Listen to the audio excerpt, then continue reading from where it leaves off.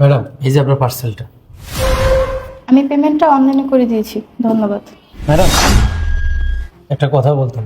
বাইরে প্রচণ্ড বৃষ্টি পড়ছে, আমার পুরো শরীরটা ভেজা, আমার ফোনে চার্জও নাই। যদি একটু আমাকে ভিতরে 2 মিনিট বসতে দিতেন, আমি ফোনটা একটু চার্জ দিয়ে চলে যেতাম। আরও অনেক ডেলিভারি আছে তো, যদি ফোনটা বন্ধ হয়ে যায় তাহলে আমি ডেলিভারিগুলো দিতে পারবো না। প্লিজ এই উপকারটুকু করেন। আচ্ছা ঠিক আছে, আপনি আপনার আইডি কার্ড আর ফোন নাম্বার দেন। এই না আমার টিকিট।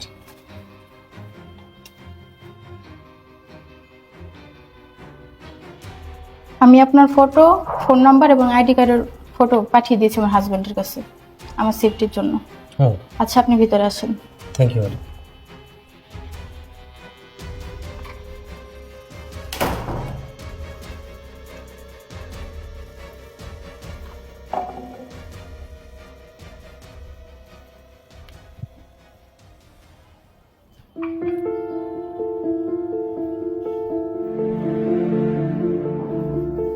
আপনার মাথাটা মুছেন। ধন্যবাদ।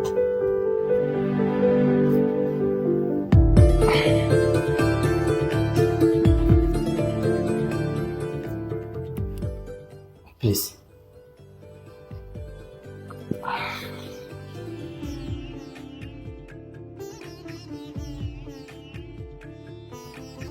কি হয়েছে আপনার? আপনি কান্না করতেছেন কেন? না ম্যাডাম, আসলে জীবনসঙ্গী যদি ভালো না হয় তাহলে আসলে পুরুষদের কষ্টের কোনো শেষ থাকে না। আমি আপনাকে দেখার পরে না খুব আবেগ আপ্লুত হয়ে যাচ্ছি। আমি আপনার বাসায় একটু সময় চাইলাম থাকার জন্য। আপনি কি সুন্দর আপনার সেফটির জন্য আমার ভোটার আইডি কার্ডের ছবি, এরপরে আমার ছবি আপনার হাজব্যান্ডের কাছে পাঠালেন। এটা মানে আসলে খুব ভালো একটা দিক। অপরিচিত কোনো মানুষকেই তো আর হুটহাট করে বাসায় জায়গা দেওয়া যায় না। আমি গত 2 বছর হলো বিয়ে করছি ম্যাডাম, প্রেম করেই বিয়ে করছি। আমি আমার বউকে নিয়ে বাবা মার সাথে থাকতে পারিনি। ওর নাকি গ্রামের পরিবেশ ভালো না, ও আমার বাবা মার সঙ্গে থাকবে না। তার জন্য ওর চাহিদা মেটাতে, ওর স্বপ্ন পূরণ করার জন্য আমি শহরে আসছি। ডেলিভারি চাকরি করি। ঝড় বৃষ্টি, ঘূর্ণিঝড়, এমনকি দেশে যদি অরাজকতাও সৃষ্টি হয় তারপরও আমাদের বসে থাকার কোনো সুযোগ নেই। আর বসে থাকবোই বা কীভাবে? যদি আমি কাজ না করি তাহলে ওর চাহিদাগুলো মেটাতে পারবো না। ওর না অনেক টাকার দরকার, ও সবসময় আমাকে টাকার জন্য খোটা দেয়। সেজন্য দিন রাত একাকার করে পরিশ্রম করে যাই। আসলে ওকে আমি অনেকবার বলি যে দেখো, আমাদের জীবনটা তো কেবল শুরু মাত্র। আমরা যদি এখন সেভ না করি তাহলে আমাদের ভবিষ্যতে কি হবে? কিন্তু আমার কথা শোনে না ওটা। ও আজকে মার্কেট লাগবে, কালকে মেকআপ লাগবে, পরশু ঘুরতে যাবে, এরপর খাবার দাবার, এই আর কি। আচ্ছা যাই হোক ম্যাডাম, এগুলো আপনাকে বলে কি লাভ? তবে আপনার ব্যবহারে আমি অনেক খুশি ম্যাডাম। আপনি আপনার স্বামীকে অনেক ভালোবাসেন। এই যে এই মাসের স্যালারিটা রাখো। এত কম কেন টাকা? কম বলতে আমি 2 দিন অ্যাবসেন্ট করছিলাম না, সেখান থেকে কয়টা টাকা কম পাইছি। তুমি 2 দিন অ্যাবসেন্ট করছো না কি করছো এগুলো তো আমার দেখার দরকার নাই। টাকা কম কেন সেটা বলো। এটাকে দিয়ে কি করবো আমি? হ্যাঁ কি করবো? এটা দিয়ে আমার শপিং হবে না কিছু হবে? তুমি বলো। দেখো, আমি কিন্তু যা স্যালারি পাই পুরোটাই কিন্তু তোমার হাতে আমি এনে দেই। আমি ওখান থেকে একটি টাকাও আমার জন্য রাখি না।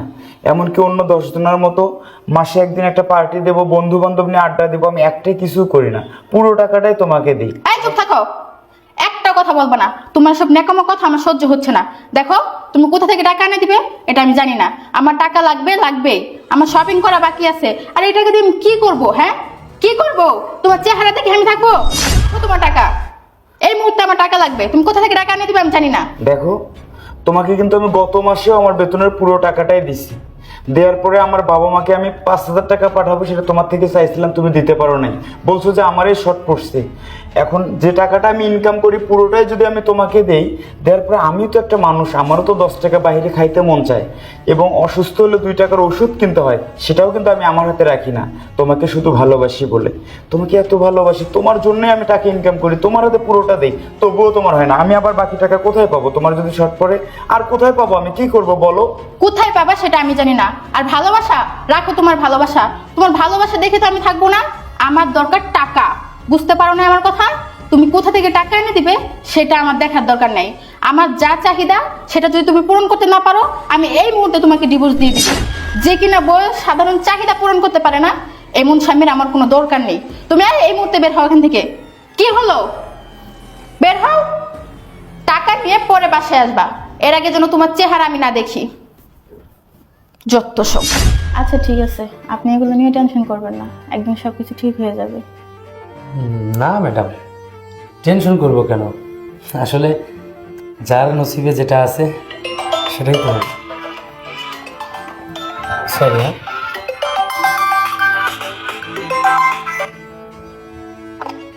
হ্যালো, হ্যাঁ এই শোনো, আসার সময় আমার জন্য আইসক্রিম নিয়ে আসবা, আর বাইরে অনেক বৃষ্টি, তাড়াতাড়ি এসে পড়ো। ও আচ্ছা আচ্ছা, ঠিক আছে ঠিক আছে, ওকে রাখো। আচ্ছা ওকে ম্যাডাম, আসলে যা হয়েছে হয়ে যাবে, আমাকে এখন আসতে হবে। আরে দাঁড়ান, বাইরে তো এখনো বৃষ্টি হচ্ছে।